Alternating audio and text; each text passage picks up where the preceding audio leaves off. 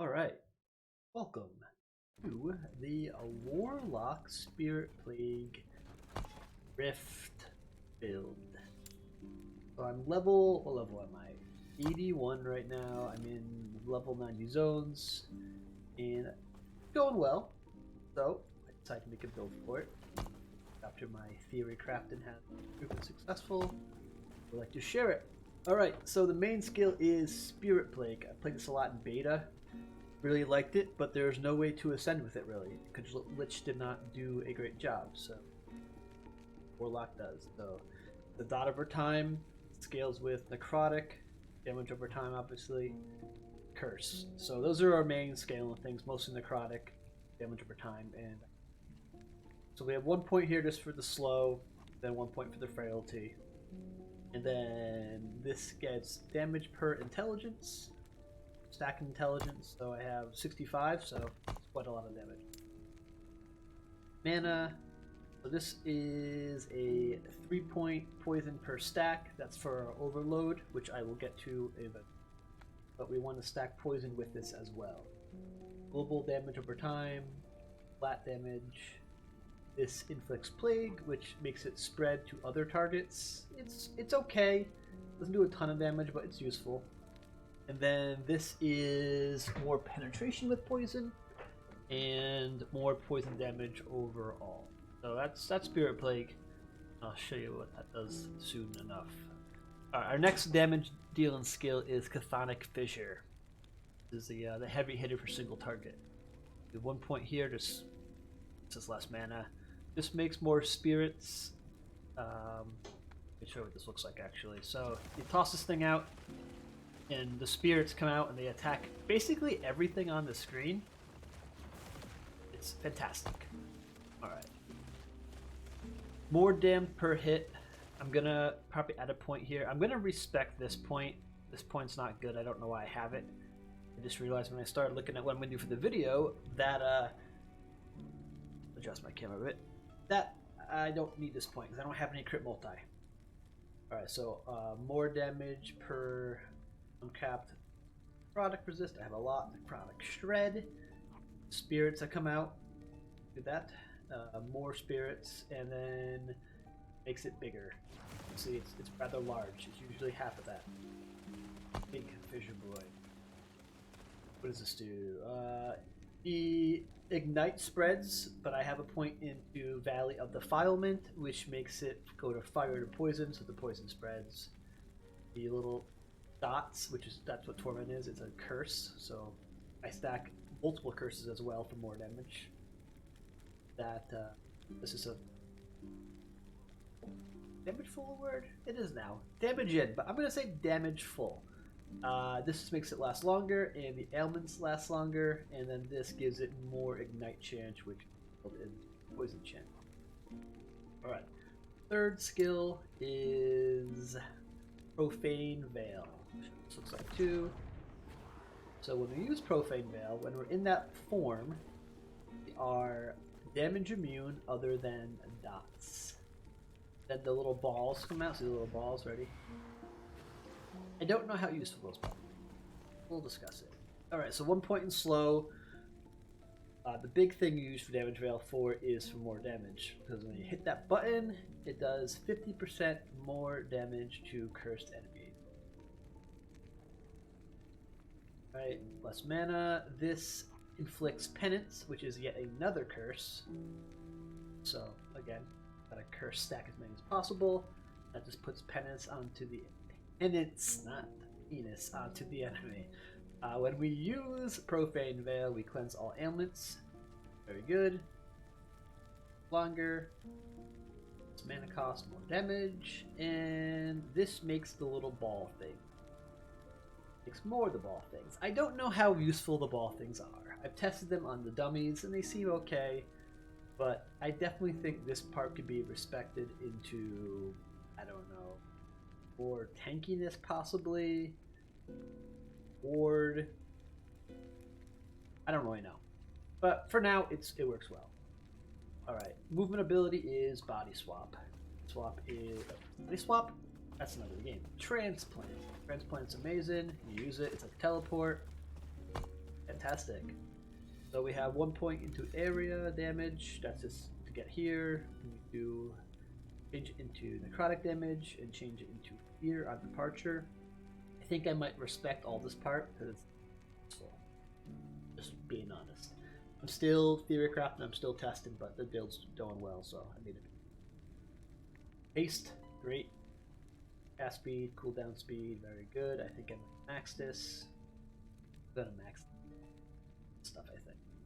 Health cost is already maxed, very useful. And the rest is all on bone armor on teleport. So when you use teleport, it transplant I should say, get bone armor, effective, longer, and health is regenerated because this skill costs health.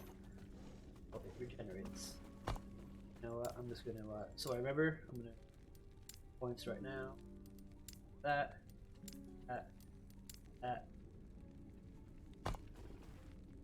Let's go to our last ability. Is Bone Golem. He is here for really one reason, and that is to tank. The threat generation is actually super useful, especially on bosses. The bosses is mostly attack him. So I max his health, max his size, and tankiness, and then made it more faster and turned him into a Bone Golem. I tested Fire Golem when I was stacking Ignite. He's good at that, but then I got rid of the Ignite. Blood Golem, who also gives me a chance to stack Poison. I think you can get rid of Bone Golem. You can use Soul Feast if you want more damage. I tested that. Definitely does add more damage, but it's also another button to press, which I don't like too many. You could also use Lich Form, which I think might be good. I haven't tested it. So that's the skills. Let's go to the passive tree. We'll start with Acolyte. Pretty simple here. We're stacking intelligence, free resist, good. This is kind of irrelevant, but does lead to this, which is also more free resist and ward retention. Useful because we are keeping our ward at 80 when we ask skills and whatnot. Well, I guess not. There's some skills. The ward goes up. Useful. And there's vitality and health. I don't think I want. Lich is here for a few reasons. Some mana regain. Big one is 2 points in here for health and spell damage, and then this one's big. All sources of health leech are converted to increase damage 10 times their value. I will be maxing this into Warlock soon. I just haven't done it. That interacts with the Lich, Hollow Lich, very well. 5 points into here. This is kind of like a second life. Drop below half health. It gives a ward. Then I'm putting a point here because my ward is good to my vitality, 21 vitality, so a decent amount, not a ton. And then I probably will be adding points into necrotic damage, flat scaling of it. So the big tree is Warlock. What I did here is I tried to get all the 5-point masteries. There's a lot in Warlock, a real lot. I'm not sure why there's so many in Warlock compared to other classes. There is a lot. So first one is damage over time and HP. Then more damage over time to Cursed. 4% flat damage, why not add that? Just intelligence and mana burn intelligence, very useful here. Let's see. Overload. So we are scaling overload damages. I have poison overload. This makes a big poison pool. Then I also have damned overload, which makes some chains that root the enemy. When this one triggers, it triggers Witchfire, which is another, I don't know if it's a curse, but it's like a damage over time. Quite good. Planetary there. We'll go back down here. This is Ward Decay Threshold and Ward on Kill. It's fairly useful. It gives me a bunch of ward and makes the ward not last longer, but doesn't decay. Same here. This is just for necrotic resist, so my ward doesn't decay.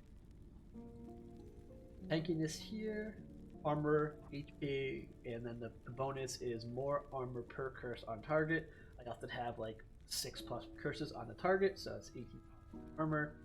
Very good for tankiness. And then ward per second. more tankiness, and less damage taken per curse on target. These are both super good defensive layers.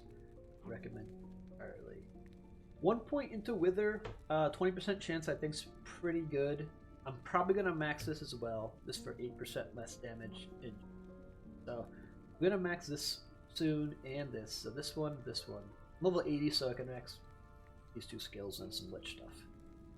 And I will put a build guide, not like a guide, but intelligence invite, useful, pretty easy. Damage over time, 35%, and more damage per overload, which is 1 damned overload, 1 poison overload, so 6%, so 41% more damage. Good. Here we have Atrocian Darkness. I just needed 2 points. It casts Anguish. Anguish is another curse that deals more damage, take less damage. More curses. Very good, very good. And then we have Dustbringer, which is spell damage per curse, which is okay. And I had 3 points in there, so it triggers Anguish on bosses in the ring. That's the tree. And I'll show you a little bit of the build in action. Place right here.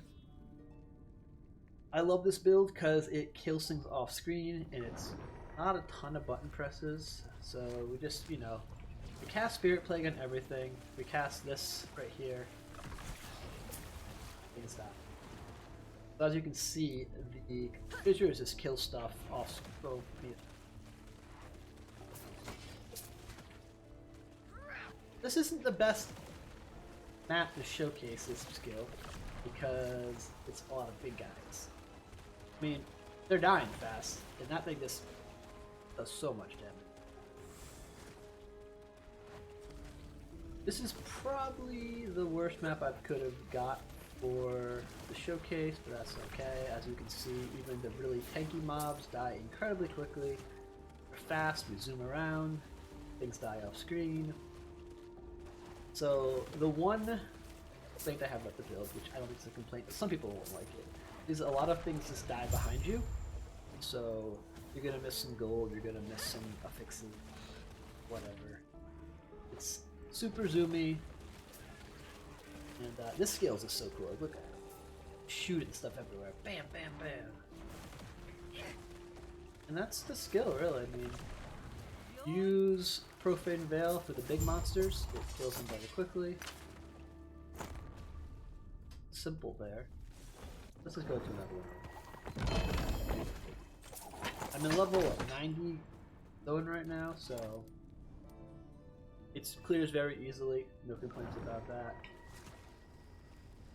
Lots of small enemies is pretty cool. So you can see it just spread. Oh, it is an arena. So really, you can cast a Spirit Plague anywhere on the map. So I can just shoot stuff down there. It spreads. I can sit in the middle here and just cast left, right, and it will find stuff to kill. Like I said, I think it's going to be really good in arenas. You don't have to move ever. Things are just dying off screen.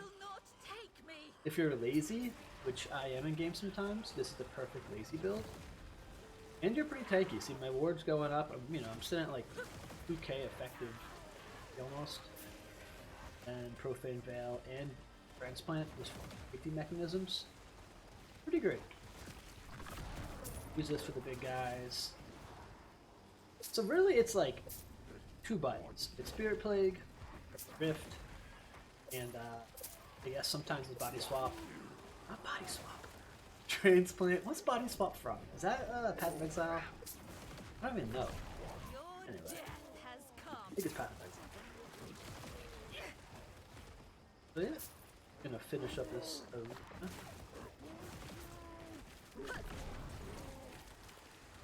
This Profane Veil is especially useful on bosses if they use their big AE ability, or I don't know.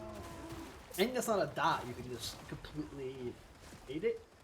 The only concern I have or advice is make sure your timing is correct. I have died a few times just because I didn't time it all correctly. As you can see, I don't really run out of mana either, which is a problem with a lot of builds in this this game, at least from my experience. If you spam Fissure, you'll run out of mana eventually. But you only need to cast Fissure when Fissure down. Do that. Alright, and that's the build. If you have any questions, I'll be going live. Again, I took a lot of time off from streaming. I didn't stream a lot of the initial videos of this game because the server problem. But we're good now, I think, because I'm in Monoliths and I'll be live. So if you have any questions, hop in Theorycraft with me. Ice. You know, we'll see. Thanks for watching.